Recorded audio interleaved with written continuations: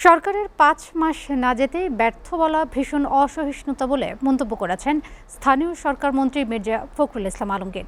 তিনি বলেন, টেকসই গণতন্ত্রের জন্য ধৈর্য ও পরম সহিষ্ণুতা জরুরি। অল্প সময়ে রাজপথে নেমে অস্থিরতা তৈরি করা গণতান্ত্রিক সংস্কৃতির পরিপন্থী বলেও মনে করেন বিএনপির মহাসচিব। রাজধানীর একটি হোটেলে টেলিভিশন এডিটর্স কাউন্সিল টিসিই আয়োজিত টেকসই গণতন্ত্রের গণমাধ্যমের ভূমিকা শীর্ষক সেমিনারে এসব কথা বলেন তিনি।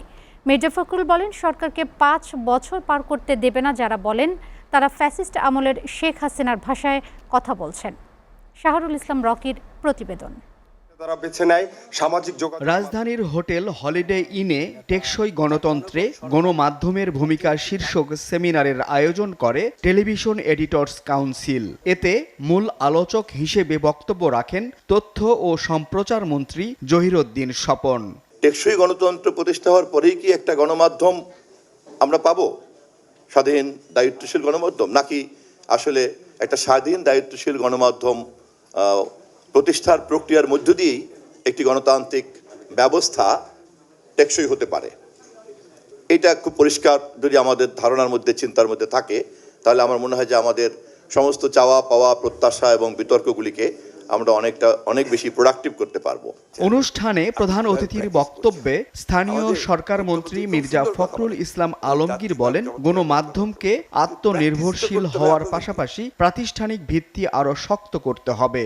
৩ মাস ৪ মাস গেল না, আমরা এখন রাস্তায় নেমে গেছি।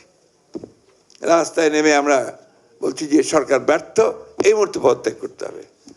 আমরা বলছি যে ৫ বছর যেতে দেবো না, একদম ফ্যাসিস্ট ভাষায়, আওয়ামী লীগের ভাষায় কথা বলা হচ্ছে, হাসিনার ভাষায়, যে ৫ বছর যেতে দেবো না, আগেই শেষ করে দেবো। তো এই ভাষাগুলো তো গণতন্ত্রের ভাষা না, ভয়ঙ্কর ভাষা। ভাষাগুলো যেগুলো আপনার, সেগুলো কিন্তু আপনার একদম হাসিনার ভাষার সঙ্গে আমি তার কোনো পার্থক্য দেখি না।